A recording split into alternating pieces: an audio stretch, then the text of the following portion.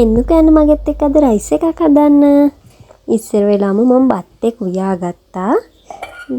ඊට පස්සේ බොන්චි අරගෙන චූටි චූටි වලට කෑලි කපා ගත්තා. ඊට පස්සේ ඊළඟ කැරට් ගත්තා. කැරට් අරගෙන ඒවත් චූටි චූටි වලට කෑලි කපා ගත්තා. ඊට පස්සේ ආයෙම ගත්තම ලීක්ස්. ලීක්ස් චූටි චූටි වලට කපාගෙන ඊට පස්සේ ලූණු අරගෙන ඒවත් කපා ගත්තා. චූටි චූටි වලට සුදු ලූණු චූටි චූටි වලට කපාගෙන ඊට පස්සේ මේ ඔක්කොම තෙලට දාන්න තමයි මම මේ හදන්නේ.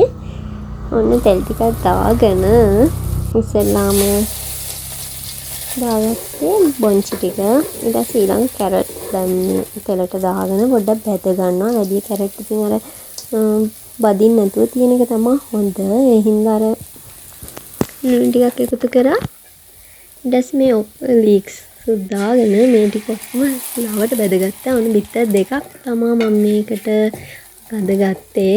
බිත්තර දෙකක් බැදගෙන මේ ඔක්කොම එකතු කරලා ඔන්න බත් ටිකක් දාගෙන දැන් මික්ස් කරගන්න තමයි දැන් මේ හදන්නේ.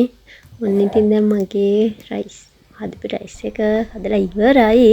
ඔන්න එන්න මගෙත් එක්ක දැන් රස බලන්න යන්න. අලුත් වීඩියෝ එකකින් අපි හම්බ වෙමු.